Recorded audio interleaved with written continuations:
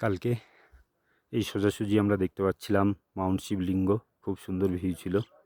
আজকে 31/5/2026 দুপুর 3:10 বাজে। এখন প্রায় 10 ঘন্টা বরফপাত হওয়ার পর কিছুক্ষণ আগে থেমেছে, কিছুটা বরফ গলেছে।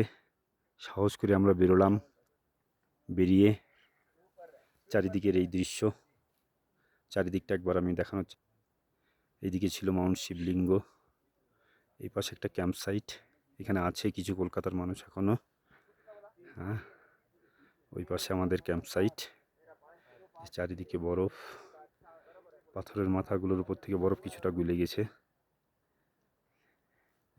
ওই পাশে আর একটা ক্যাম্প সাইট, আর ওই দিক থেকে কালকে আমরা উঠে এসেছি।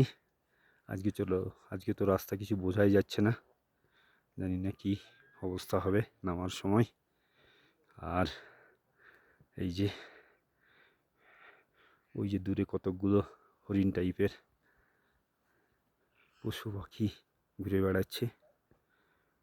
আর এই দিকে ছিল মাউন্ট শিবলিঙ্গ।